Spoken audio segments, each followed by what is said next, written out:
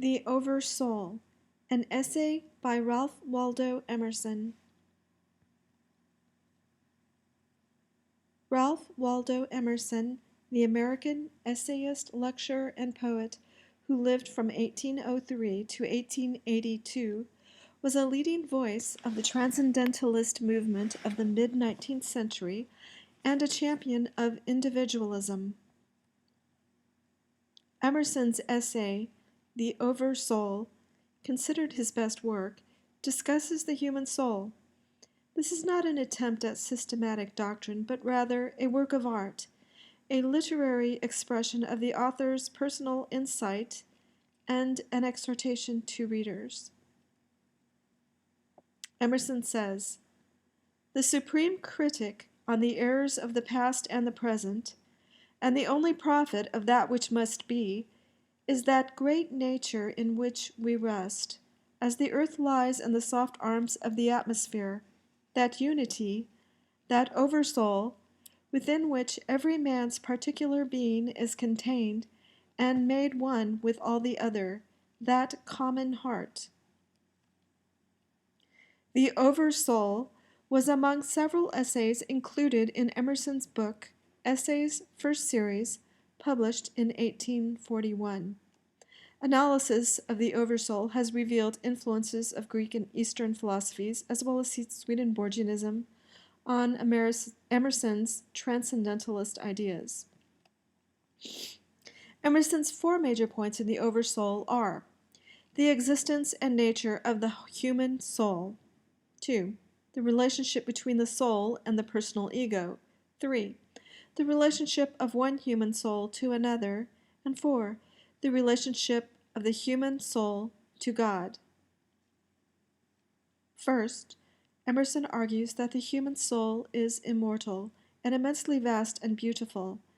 That the human soul exists, he affirms. Man is a stream whose source is hidden. Our being is descending into us from we know not whence. The most exact calculator has no prescience that somewhat incalculable may not balk the very next moment. I am constrained every moment to acknowledge a higher origin for events than the will I call mine. Moreover, in describing the human soul, Emerson says, "Within man is the soul of the whole, the wise silence, the universal beauty, to which every part and particle is equally related, the eternal One, and this deep power in which we exist, and whose beatitude is all accessible to us, is not only self-sufficing and perfect in every hour, but the act of seeing and the thing seen, the seer and the spectacle, the subject and the object are one. We see the world piece by piece, as the sun, the moon, the animal, the tree, but the whole, of which these are the shining parts, is the soul.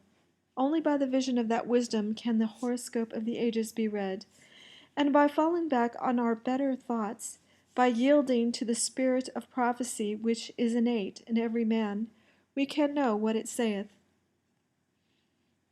The Apostle Paul in the New Testament, 2 Corinthians 4, 7 and 8, says, "But we have this treasure in jars of clay, to show that this all-surpassing power is from God and not from us.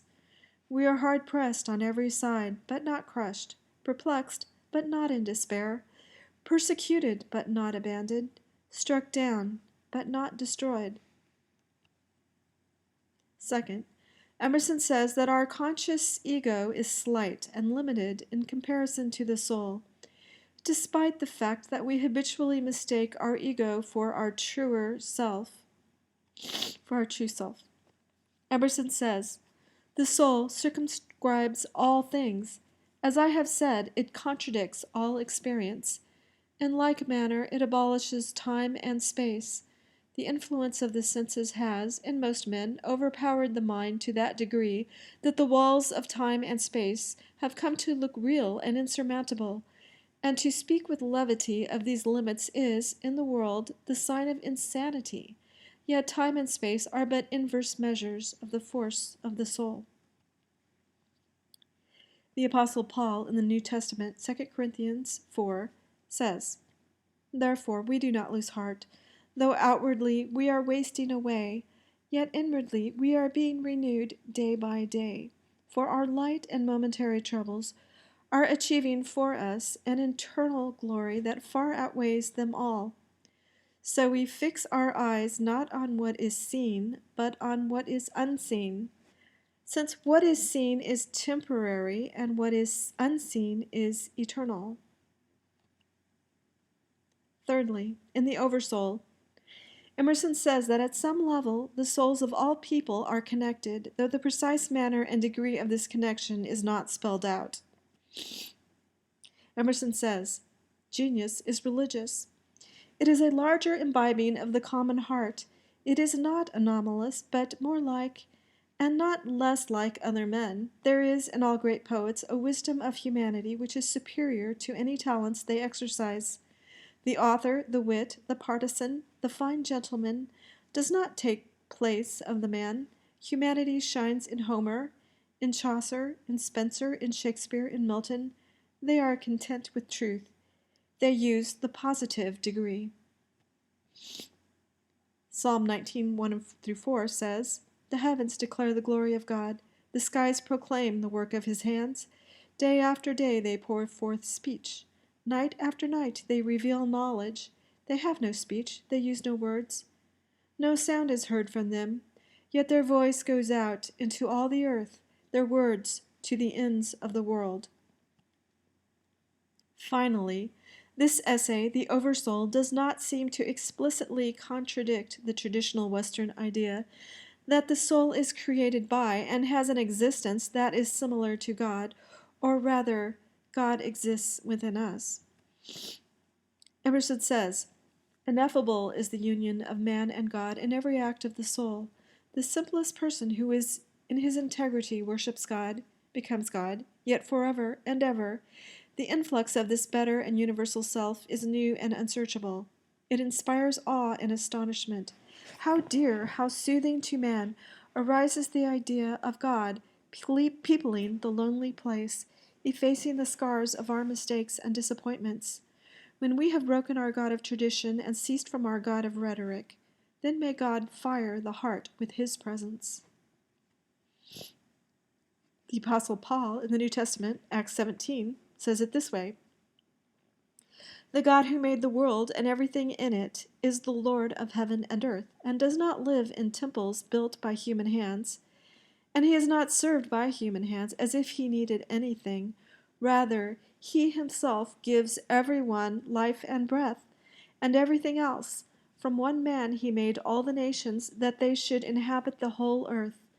And he marked out their appointed times in history and the boundaries of their land. God did this so that they would seek him and perhaps reach out for him and find him, though he is not far from any one of us. For in him we live and move and have our being. As some of your own poets have said, we are his offspring." Some critics have suggested that Emerson's readings of the Bhagavad Gita and Henry Thomas Clobrick's commentary on the Vedas, sacred writings of India, influenced his usage of the term oversoul, which is described as an underlying reality or unity transcending any duality or plurality. More recently, Emerson's terminology has been adopted by Eastern philosophers, and for this reason, some Judeo-Christian thinkers tend to see Emerson's interpretation as non-Abrahamic, construing a Vedic emphasis on reincarnation, a belief system rejected by Judeo-Christian thought.